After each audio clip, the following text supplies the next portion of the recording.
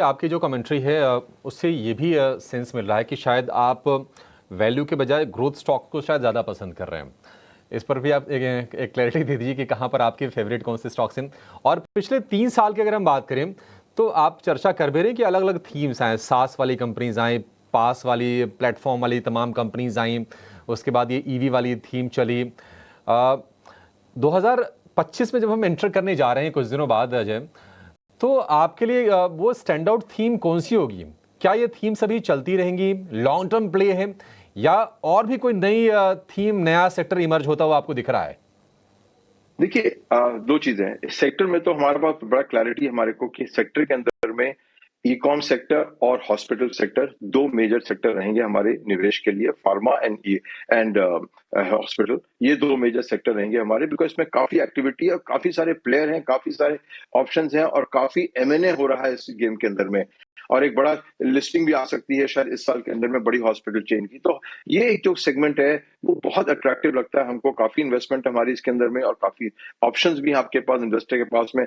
कुछ कोई हॉस्पिटल खरीदेगा, कुछ उसमें से बिकेंगे ना, आप डिसाइड करते हैं किस तरफ आप रहना चाहते हैं। बट एक ये ऐसा सेक्टर है जिसमें हमारी श्योरिटी है कि इकोनॉमी जहां मर्जी जाएगी, ये सेक्टर अपना ग्रोथ पे चलता जाएगा। और गवर्नमेंट की एलोकेशन कम है तो hospital sector, e com sector अपना परफॉर्म करता रहेगा, डेफिनेटली अच्छी तरीके से डट के परफॉर्म करेगा। और तीसरी बात, सेक्टर को इतना मत फोकस करिए, सेक्टर एग्नोस्टिक हो जाइए, जबकि कंपनी डेवलपमेंट को फोकस करिए। जैसे मैंने कहा कि अगर किसी भी सेक्टर में पी फंड मेजॉरिटी कंट्रोल लेता है, वो बहुत बेहतरीन रिटर्न दिखाता है। और आपने देखा होगा अभी जैसे एक कंपनी थी सीडीएमओ सेक्टर में, लास्ट ईयर पी फंड ने 51% लिया।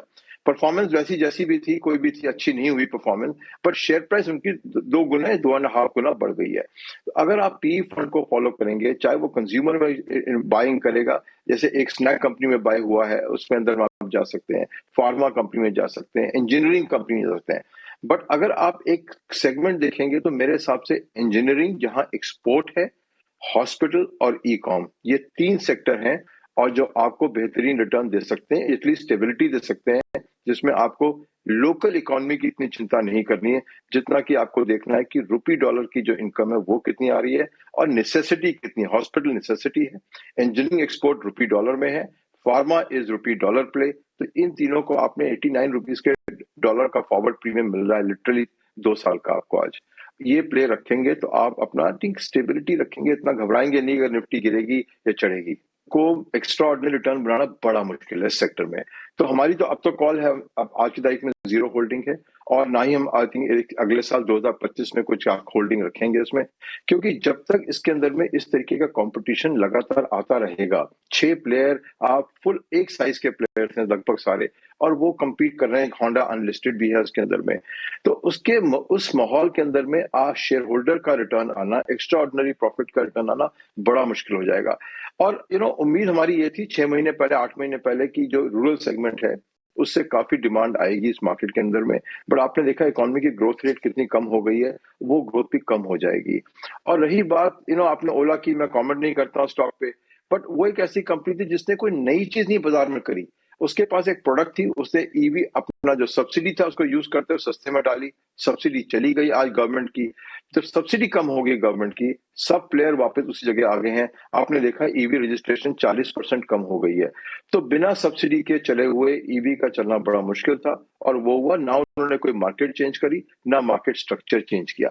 तो न्यू एज की, आप कहने से न्यू एज नहीं बन जाते हैं। आपको याद होगा शशि, आपको शायद, तो आप तो बहुत यंग है, याद नहीं होगा, एक जमाने में डॉट कॉम हुआ करता था।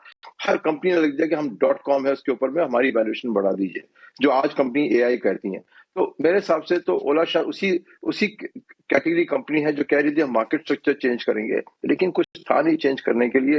वो एक नॉर्मल टू व्हीलर कंपनी बन के आज रह गई है, और खासकर ओनली ईवी में बिना गवर्नमेंट की सब्सिडी पे बड़ा मुश्किल हो गया है। कंपटीशन बहुत है, सब्सिडी नहीं है, और मार्केट स्ट्रक्चर तो आप भी डीलर से ही बेच रहे हैं, ऑनलाइन तो नाम की थी, तो फिर नया क्या किया आपने?